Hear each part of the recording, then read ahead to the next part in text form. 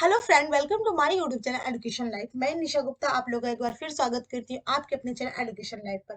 आज हम लोग डिस्कस करेंगे साइंस में 50 क्वेश्चन, जिसमें मैंने बायोलॉजी सेक्शन से लिया है। यू नो दैट कि बीपीएससी बायोलॉजी सेक्शन से ज्यादा क्वेश्चन उठाती है, उनका वेटेज काफी अधिक होता है। इसी पे हम लोग अपना पूरा काम करेंगे। तो चलिए बिना देरी के वीडियो को स्टार्ट करते हैं। तब तक आप मेरे चैनल को सब्सक्राइब कर लीजिए, वीडियोस को लाइक और ज्यादा से ज्यादा शेयर करिए।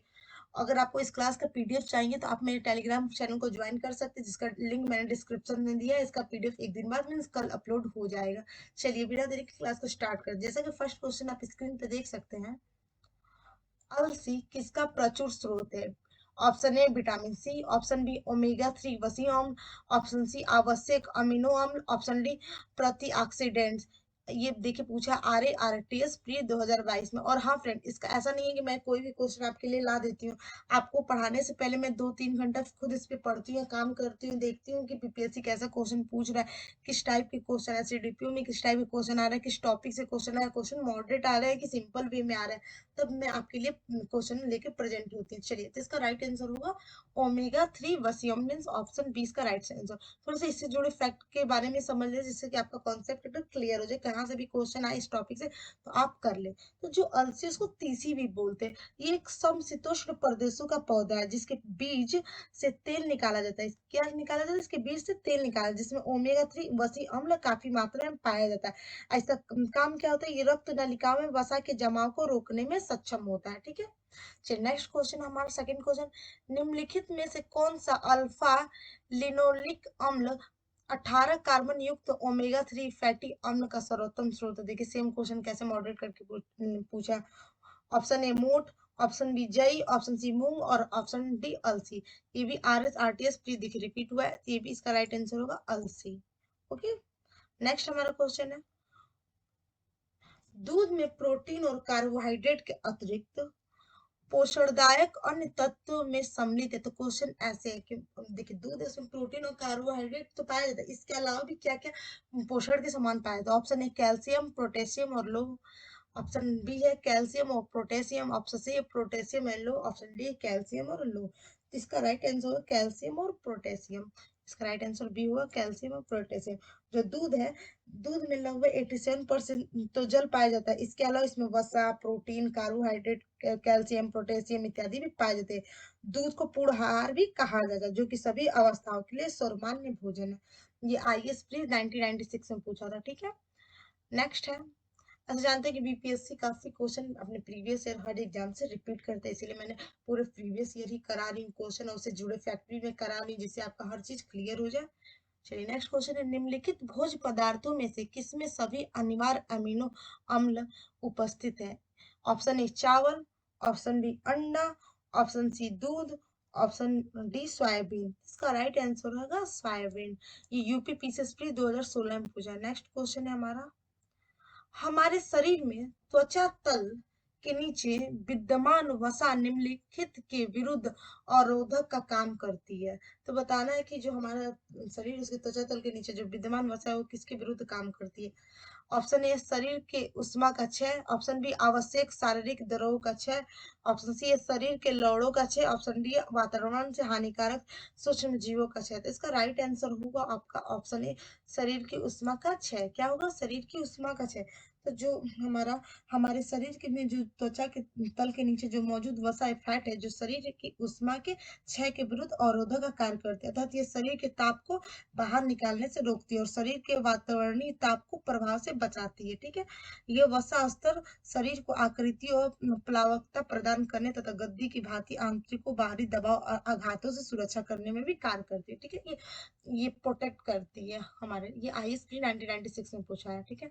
नेक्स्ट है, निम्नलिखित में से किसके चयापचय प्रक्रम से अधिकतम ऊर्जा मिलती है?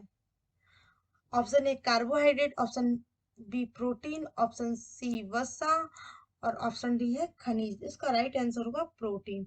क्या होगा राइट आंसर? B protein. ठीक है। ये प्राणियों के जीवित पदार्थों में स्वादिक मात्रा में जल, जिसको कार्बनिक पाया जाता है, किंतु कार्बनिक पदार्थों में स्वादिक मात्रा में प्रोटीन पाया जाता है। प्रोटीन सभी जीवित कोशिकाओं में मौजूद होते हैं। नेक्स्ट है हमारा क्वेश्चन, ये देखिए यूपी आरओ मेंस 2013 में पूछा था। नेक्स्ट है, अधिकांश प्राणियों के जीवित पदार्थ का लगभग 80% पदार्थ है option A protein, option B वसा, option D carbohydrate, option D खनिज। तो इसका राइट आंसर बताइए क्या होगा इसका, अभी बताएं। इसका राइट आंसर होगा प्रोटीन। क्या होगा इसका राइट आंसर? तो इसका राइट आंसर होगा प्रोटीन। ओके, चलिए नेक्स्ट है हमारा।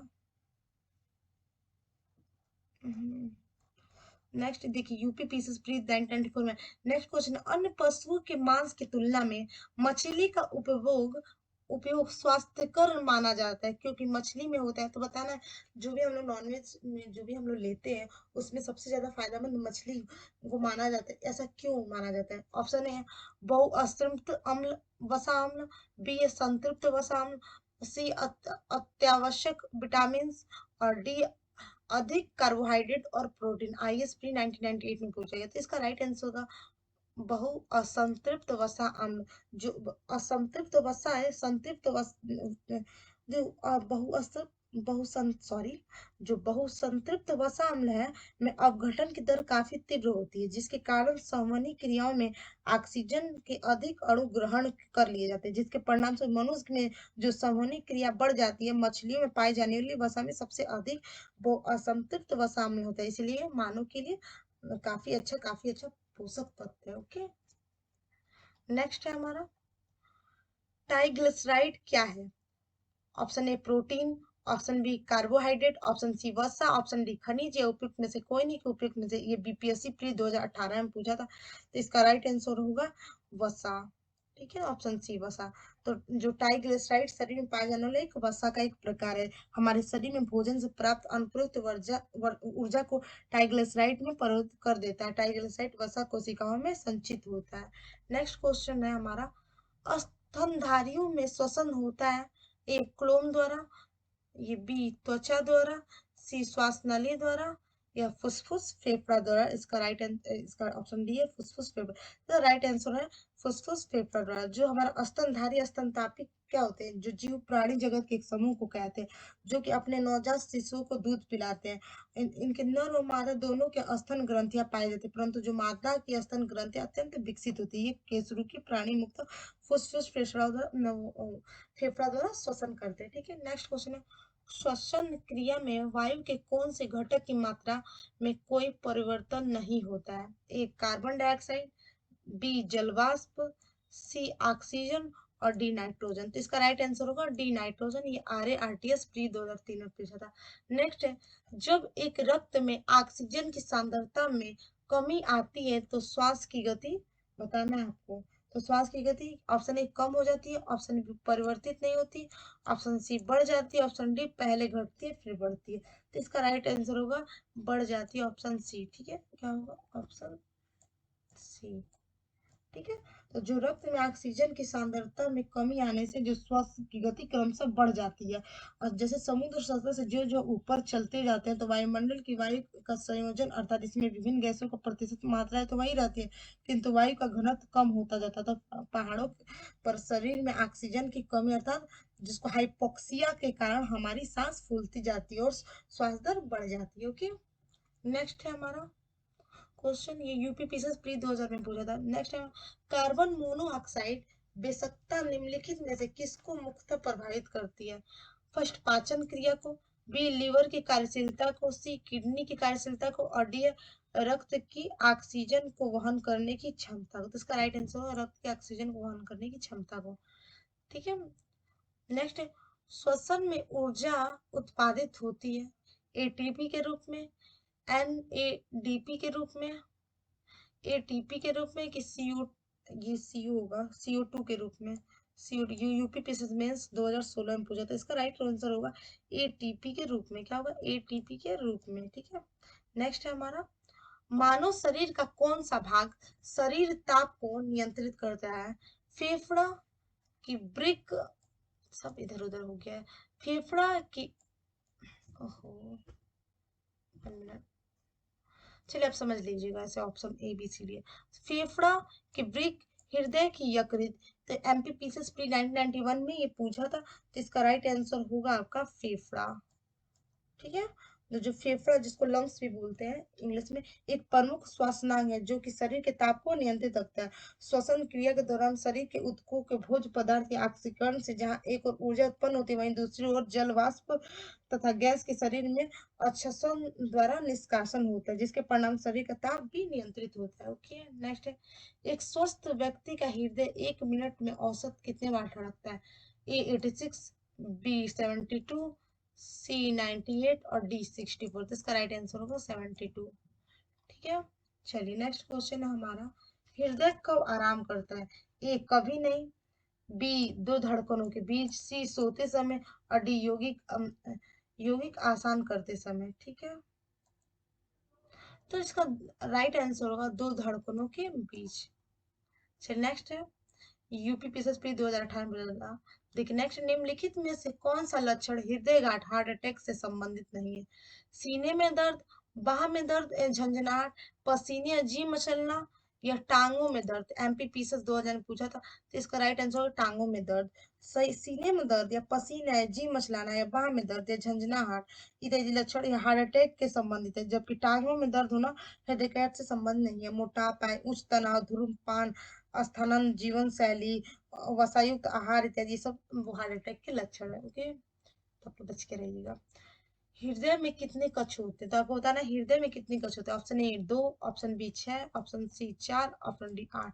तो इसका राइट आंसर होगा ऑप्शन डी 4। एमपीपी से 2000 में पूछा था। जो मानव हृदय और छाती के मध्य थोड़ी सी बाईं ओर स्थित होती है, यह एक दिन में लगभग 1 लाख बार धड़कता है। ठीक है, एक सामान्य मनुष्य का हृदय प्रति मिनट 72 से 75 बार धड़कता है। मैंने बताया इससे पहले, हृदय 4 प्रमुख कक्षाओं में विभाजित होती है, 2 ऊपरी कक्षाओं और 2 निचली कक्षा। तो जो ऊपरी कक्षा है उसको बाह्यलिंद भी कहते हैं। ठीक है, जबकि 2 निचली कक्षाओं को बाह्यनिलय भी कहा जाता है। ठीक है, नेक्स्ट हमारा है, हृदय स्पंदन एक विद्युतीय तरंग द्वारा निष्पादित होता है जो उपजती है मस्तिष्क में, हृदय में, रुधिर में या मेरु रज्जु में। तो राइट आंसर है हृदय में। ठीक है, हृदय में एक ऐसी कोशिकाएं होती है जो विद्युतीय तरंग उत्पन्न करती है। ठीक है, जिन्हें पेसमेकर कोशिकाएं कहते हैं। चलिए नेक्स्ट हमारा, ये उत्तराखंड पीसेस में 2000 में पूछा था। देखिए नेक्स्ट, मानव कलाई में नाड़ी स्पंदन करती है हृदय से तेज, हृदय के बराबर, हृदय से मंद, हृदय से स्वतंत्र होकर। ये यूपी पीसेस में 2008 में पूछा था। इसका राइट आंसर होगा हृदय के बराबर। ठीक होगा, इसका हृदय के बराबर। जो चिकित्सा विज्ञान के हृदय की धड़कन के कारण धमनियों में होने वाली हलचल को नाड़ी कहते हैं। समांतर नाड़ी स्पंदन की दर हृदय की दर के बराबर ही होती है। देखिए 2 बार ये क्वेश्चन रिपीट होता है। नेक्स्ट है, एक स्वस्थ वयस्क मनुष्य में रक्त का कुल कितना परिमाप होता है? 5 से 6 लीटर, 3 से 4 लीटर, कि 8 से 10 लीटर, कि 10 से 12 लीटर। ये 96 बीपीएससी में देखिए 2 बार रिपीट हुआ है। ठीक है, तो इसका राइट आंसर होगा 5 से 6 लीटर। जो रक्त, थोड़ा सा रक्त के बारे में समझ लीजिए। जो रक्त है वह एक तरल संयोजी ऊतक है। क्या है? एक तरल संयोजी ऊतक है। यह रक्त वाहिकाओं के अंदर विभिन्न अंगों में नियमित रूप से गतिशील रहता है। मनुष्य के शरीर में रक्त का मात्रा शरीर के भाग का 7 से 8%। ये क्वेश्चन बन जाता है कि मनुष्य के शरीर में रक्त का मात्रा उनके शरीर के कितने भाग का प्रतिशत होता है? 7 से 8% होता है। एक 70 किलोग्राम भार वाले स्वस्थ व्यक्ति मनुष्य के शरीर में 5 से 6 लीटर रक्त होता है, जो उसके संपूर्ण शरीर के भार का लगभग 1/13 भाग होता है। ठीक है, नेक्स्ट क्वेश्चन हमारा, रक्त एक होता है, देखिए रिपीट ही हो गया, एक संयोजी ऊतक, उपयुक्त दोनों, एक उपकलित ऊतक, उपयुक्त में से कोई नहीं। तो इसका राइट आंसर है एक संयोजी ऊतक, अभी बताया। चलिए, हीमोग्लोबिन क्या है? ए पौधों की पत्तियों में पाए जाने वाला पदार्थ, बी बोन मैरो में पाए जाने वाला पदार्थ, सी मानव रक्त में पाए जाने वाला पदार्थ, और डी है पिट्यूटरी ग्रंथि से निकलने वाला स्राव। तो RARTS 1992 में पूछा, तो इसका राइट आंसर मानव रक्त में पाए जाने वाला पदार्थ। ओके, तो जो हीमोग्लोबिन क्या है? एक प्रकार का प्रोटीन है जो कि मानव रक्त में पाया जाता है तथा इसके रासायनिक संयोजन से ग्लोबिन नामक प्रोटीन हीम नामक लाल रंग के पदार्थ से जुड़ जाती है। रुधिर का रंग लाल हीम के कारण ही होता है। हीम की वलय, जिसको रिंग भी बोलते हैं इंग्लिश में केंद्रीय भाग लौह का होता है। एक सामान्य व्यक्ति में हीमोग्लोबिन का औसत मात्रा 15 ग्राम से 100 किलो मिलीमीटर तक रुधिर होता है तथा ये शरीर में गैसों के परिवहन का कार्य करते हैं। ठीक है, नेक्स्ट होता है हमारा क्वेश्चन है, शरीर में हीमोग्लोबिन का कार्य देखिए पूछ दिया, ऑक्सीजन का परिवहन, कि रक्तल्पता का रोकना, ये अल्पता होगा, रक्त अल्पता को रोकना होगा, रक्त लपता को रोकना है, जीवाणु को नष्ट करना है, लौह का उपयोग। उत्तराखंड पीसेस 2007 में। तो इसका राइट आंसर होगा आपका ए, ऑक्सीजन का परिवहन। नेक्स्ट है, किस प्राणी के जूदर में हीमोग्लोबिन का विलय हो जाता है? ऑप्शन ए मेढक, ऑप्शन बी मानव, ऑप्शन सी मत्स्य में से मछली, ऑप्शन डी केचुआ। तो इसका राइट आंसर होगा केचुआ। जो केचुआ एक एनिलीड प्राणी है। क्या है? एनिलीड प्राणी, जिसमें हीमोग्लोबिन प्लाज्मा में घुल जाता है, जबकि अन्य कोशिका में यह प्रोटीन लाल रुधिर कोशिका और आरबीसी में पाया जाता है। केचुआ में रुधिर रंगहीन और केंद्र युक्त होते हैं और इस जंतु में परिसंचरण तंत्रबद्ध प्रकार का होता है। ठीक है, ISP 1994 में पूछा था। नेक्स्ट, रक्त का रक्त में लाल रंग निम्न में से किसके कारण होता है? अभी बताया। फर्स्ट ऑप्शन हीमोग्लोबिन, सेकेंड है प्लाज्मा, और सी ऑप्शन है हीमोसाइनिन, और ये WBC। जिसका राइट आंसर है हीमोग्लोबिन। क्या है राइट आंसर? हीमोग्लोबिन। जो आरबीसी, जिसको लाल रक्त कणिकाओं का रंग लाल, उनमें हीमोग्लोबिन नामक प्रोटीन के ऑक्सीजन से संयुक्त होने के कारण होता है। लाल रुधिर कणिकाओं को एरिथ्रोसाइट भी कहते हैं। ठीक है, चलिए नेक्स्ट है हमारा, लाल रक्त कणिका आरबीसी का रंग होता है, बताइए। क्यूटीन के कारण, हीमोसोसिन के कारण, हीमोसाइनिन के कारण, क्लोरोफिल के कारण, या हीमोग्लोबिन के कारण। तो इसका राइट आंसर होगा भी हीमोग्लोबिन का। अभी इसका पूरा डिटेल मैंने ऊपर दिया है, देख लीजिए वहां से। नेक्स्ट है, रक्त शरीर में क्या कार्य करते हैं? तो बताना है कि जो ब्लड है वो हमारे शरीर में क्या करता है। ऑप्शन ए सारे शरीर में ऑक्सीजन पहुंचाना, ऑप्शन बी तरलता बनाए रखना बनाता है, सी भोजन पाचन में सहायक, ऑप्शन डी खड़े होने में सहायता करना। तो इसका राइट आंसर सारे शरीर में ऑक्सीजन पहुंचाना। ठीक है, क्या होगा? सारे शरीर में ऑक्सीजन पहुंचाना। तो जो रक्त है एक तरल संयोजक है, मैंने बताया। जो रक्त वाहिनियों के अंदर विभिन्न अंगों में लगातार बहता रहता है। लाल रक्त कणिका है, जिस आरबीसी रक्त का एक महत्वपूर्ण घटक है, जो फेफड़ों से ऑक्सीजन और हीमोग्लोबिन शरीर के अन्य भागों में ले जाने में मदद करता है। ठीक है, चलिए नेक्स्ट, मनुष्य का औसत रक्तचाप होता है 60/100, 60/140, की 20/80, की 120/80। तो इसका राइट आंसर 120/80, सबको पता होगा।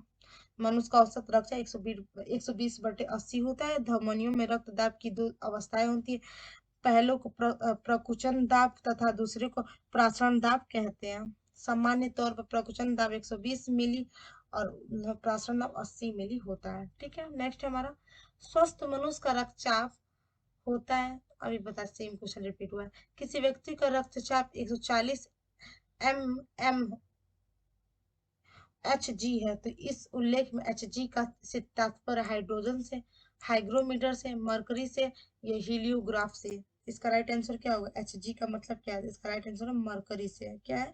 मरकरी से, ऑप्शन सी। मनुष्य का औसत रक्तचाप 120 से 80 होता है। जब कोई डॉक्टर हमारा रक्तचाप नापता है तो वायुमंडलीय दाब के सापेक्ष होता है। यदि किसी व्यक्ति का रक्तचाप 140 mmHg है, तो इसमें Hg का तात्पर्य रासायनिक तत्व मकरी अर्थात पारे से होता है। ठीक है, नेक्स्ट, जब तक एक व्यक्ति वृद्ध होते जाता है तो समानतः उसका रक्त, ये छूटा है क्वेश्चन थोड़ा सा। जब एक व्यक्ति वृद्ध होता है तो समानतः उसका रक्तदाब, अच्छा बताना, रक्त दाब होगा, बढ़ जाता है कि बदलता रहता है कि घट जाता है कि उतना ही रहता है? कब पूछा है ये? देखिए, ये आपको पूछा उत्तराखंड पीसेस 2007 में, आई थिंक, मुझे जहां तक याद मैं कर पा रही हूँ। तो इसका राइट आंसर बढ़ जाता है। क्या होता है? बढ़ जाता है। ठीक है, उम्र के बढ़ने के साथ साथ मनुष्य का बीपी, जिसको ब्लड प्रेशर, भी बढ़ जाता है। ठीक है, ऐसे आपको पता होगा, जैसे बूढ़े लोग वो ज्यादा गुस्सा, भी कोई भी बात बोलेंगे तो वो लोग ज्यादा गुस्सा हो जाते हैं, वो लोग को ज्यादा सहने की क्षमता नहीं होता। आप लोग भी, आपके दादाजी या जो भी एजेड थोड़े व्यक्ति को देखिएगा, अगर कोई भी बात उनके अगेंस्ट बोले या उनके आइडियोलॉजीज के अगेंस्ट हम लोग कोई बात करते, तो वो बहुत जल्दी एग्रेसिव हो जाते हैं। और वैसे थोड़ा नॉर्मल एज वाले लोग, यंग उन लोग को बोले तो थोड़ा सा कंट्रोल में, बर्दाश्त करने की थोड़ा सा क्षमता होता है। ठीक है, तो वैसे समझिएगा। नेक्स्ट है, हमारे शरीर में रक्त का दाब होता है वायुमंडलीय दाब से कम, ऑप्शन बी है वायुमंडलीय दाब से अधिक, वायुमंडलीय दाब के बराबर, उपयुक्त में से कोई नहीं।